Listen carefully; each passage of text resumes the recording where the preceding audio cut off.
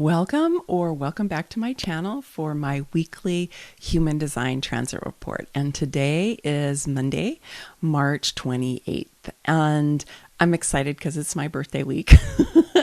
And I love this time of year. It's the time of Ostara. We're just right after the spring equinox, and all the energy is expanding and the days are getting longer, and it just makes me really happy.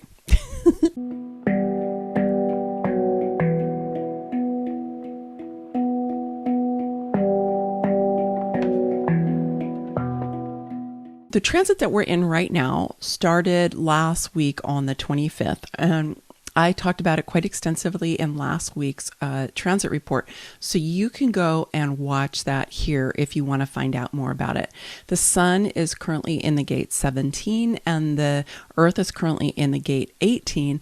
Both of these are in the logic circuit, so we've got a lot of logical circuitry right now, and there's kind of an edge to it, so because the 17 is known as opinions, and the 18 is known as correction, so in their lower expression, they can be kind of obnoxious, but in their higher expression, they can really be welcoming in new insights that are coming in through the logic circuit with great anticipation, which is the new name of the gate 17 in quantum human design.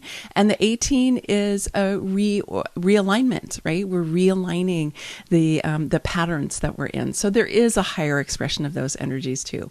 If you want to find out more, go ahead and watch that video from last week. And then this week on the 30th, on Wednesday, the sun is going to move into the gate 21 and the earth is going to move into the gate 48. Now, I know this really well because these are my gates. I was born this week, and so my sun is in the 21 and my earth is in the 48. So I have worked with these energies a lot and I have grappled with them. Actually, the 48 has always been my friend. So the 48 is in traditional human design is known as depth or the well, and in quantum human design is known as wisdom. It's in the logic or the pattern circuit, and it is on the spleen center. This is just an awesome energy. It has done so well for me in my life because it is about your love of learning. It really is an energy that wants to know everything about something. It's kind of similar to a first line profile in the way that it really loves to learn, like the depth of the well. You want to go deep in things that you are interested in when you have this defined in your chart. And so it's a great, like for me as a scholar, it was a huge ally for me. Its downside is that it can be the fear of not knowing enough. So if you get kind of hooked into the disempowered aspect of it, you can feel like, I need to keep learning. I need to keep learning. I need to keep learning. I never quite know enough. I can't go out and kind of do the things I want to do in life or do, in my work or in my business, because I don't know enough. So you have to watch out for that. And the shadow aspect of it is when you use your knowledge to try to control or manipulate other people, because the shadow aspect is always about asserting some kind of power over energy, right? And the disempowered is about feeling like you're subordinate to other people's power. But the awakened expression is wisdom.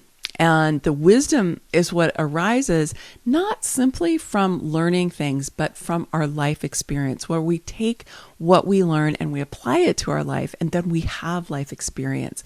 Because wisdom is something that accumulates over time. Even though sometimes we have wise children, right? There's a different kind of wisdom that comes with age and with maturity, and mostly with digesting what it is that comes our way. And so this is a really great energy to be tapping into if you are working on any creative projects. If you're writing a book, if you're researching anything, it can really help you to be able to dive in and get the kind of depth of that you want when you're becoming an expert in something, right?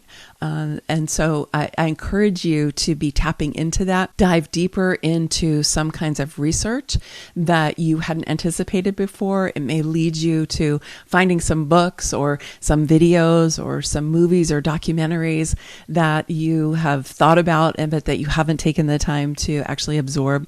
Or it may also lead you to wanting to journal and to digest your experience so that you can turn something that is just knowledge or just information into true wisdom. That's really the invitation of the 48. Whereas the 21 is on the will center, and it is pointing at the throat, and it's part of the money line. And in traditional human design, it's called control. That was what I was first introduced to it as, is control. This is my sun, my conscious sun, right? Which is like my main gate. And I was like, control. And then here we're calling it the treasurer, because this is known as the energy that can really take account of resources. It's in the tribal circuit. And if you think of it in a kind of a tribal situation, it's supporting the sovereign gate, the sovereign as the royal gate, or in quantum human design, we would call it natural leadership, which is what the 45 is. And so it's supporting that. So this is the energy in a more traditional sense of knowing, what all the money is, what all the resources are. After all the tithes have come in, we make sure that, the family who have 8 kids, have enough bags of grain to get them through the winter, and they get a cow too because they've got so many kids, whereas somebody else who just has 1 kid has fewer bags of grain, and maybe they're going to get a goat instead of a cow, right? That kind of thing, where you're taking in the resources of the tribe and then you're distributing them so that everybody has what they need. It may not be that everybody gets exactly the same thing, because everybody doesn't have the same needs. So that's why it's kind of known as the treasurer. Now, obviously, with a treasurer in a negative sense could be just accumulating resources and hoarding it for themselves and for the royals. So we don't want to be doing that. But in quantum human design, it has been renamed as self-management, or self-control, but self-management. And the way that Karen Curry Parker, who's my mentor and the creator of quantum human design, explained it, which I really resonate with this so much more, because I have to say, I really rejected that idea of being that treasurer or being that controlling person. This is also kind of like CEO energy, the person who can run a company. Now, I actually have the capacity to do that. I have run academic departments before. I've helped run bigger companies before, not like corporate companies, but bigger like online education companies. But it's not my jam. Like, it does not excite me. I don't really like doing that. Even though I am a good project manager, I don't really like doing it. It's not really my thing. So when I first saw that, I was like, what do I do with this? But self-management, and the way Karen described it, was about being able to manage your own personal resources, including your own energy. And what I realize is that is something that I personally have been engaged in probably my whole life, because I have a lot of intense energy, and I've really had to learn how to manage that energy. Have to learn how to harness it and direct it where I will, and not have it be burning me up, right? Or burning up other people that are around me, not having me just flame with too much intensity, but actually to be able to manage that energy so that it is an ally for me and not a liability for me, which it has been at times, been a liability, because I burned myself out. I burned other people out. I've kind of, been harsh to other people simply because of the intensity of my energy. So learning how to manage that has been hugely beneficial for me. And what I realize now is that with doing all of the Kundalini yoga practices that I do, which have helped me to really learn how to manage and harness my energy and to know what to do with it, I'm also now teaching that to others. I recently just did a video with a whole Breath of Fire series. You can go and check it out here. This was a gift for my community for the spring equinox, so you can go and find it here. And teaching others others how to manage their own energy. So yes, when we talk about managing resources, of course, we're talking about money, but we're not just talking about money. We're talking about energy, and we're talking about attention. We're talking about focus. We're talking about our physical vitality. There are so many different aspects of our resources. We're talking about our connections with other people, about the opportunities that we can provide. All of those are things that I really relate to with that gate 21, far more than that kind of controlling energy. And the truth is yes, I did have more of that controlling energy when I was younger, for sure, because I didn't really know how to manage my own energy with grace, honestly. And I was too conditioned into a bit of a power over paradigm. And so it was like about being able to control things that were around me so that I could feel more safe, which is one of the ways that I think that we are trained to do that. And I certainly took that in and then modeled it outward into the world. But as I have grown and evolved and come to understand my own energy better, and also to understand how to build my power within, and then how to share power with other people, that the power over is unnecessary. It's like it's outdated. It's part of the old paradigm. It's not something that we really even can afford to have in our world anymore. And so for me, the 21 gives us the opportunity to learn how to manage our inner resources, how to build that power within, how to definitely make sure that we get our accounting done and our taxes done, because it's this time of year for that as well, right?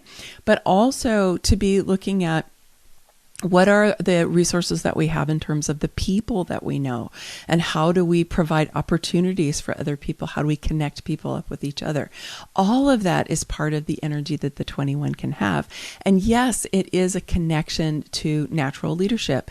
It's not just a support for it. It's actually a partner with natural leadership, because natural leadership has got to understand resources and understand the equitable distribution of resources. And so this is something that helps us to move out of just our own self-management, but also knowing how to manage resources in the world with other people.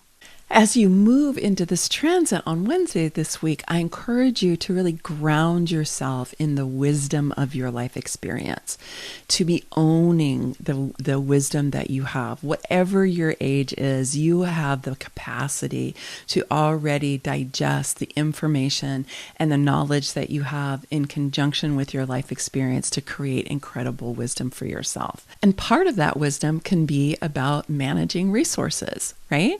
It can be about how do you manage your own energy. You always want to start with yourself first, right? How do you manage your own energy? How do you manage your attention?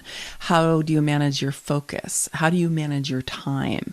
All of these different resources that you have. And you want to become wise about those things. So having that gate of wisdom really activated and foundational in the chart this week, you're going to be able to use that to become wiser about how you're building, how you're gathering, and how you're expending your personal resources. And as you do that, when you manage your resources really well, you really do become a beacon of light to other people, because we don't live in a culture that teaches us how to well manage our resources. I mean, look at the amount of debt that most people are in, right? And look at how people are exhausted. Look at how we focus our attention in things that are just distractions, right? And so when you can grab a hold of your own personal resources and you can make a conscious decision about how you are gathering and building and then how you're going to use them, you become a great model for other people as well. And so start with yourself first. Build your own wisdom, build your own capacity to understand even what your resources are, but then to care for them. Care for them, cultivate them, make sure that you're purposefully using them the way that you want, and you're not just kind of pissing them away, right? You're not just dissipating your resources, which is what we do with our time and attention a lot, and with our energy. So you have the opportunity here to shift any habits that you have that have not been suiting you during this time, and to really put in place some that you can then carry with you even after this transit is done. Many blessings, much love. Bye for now.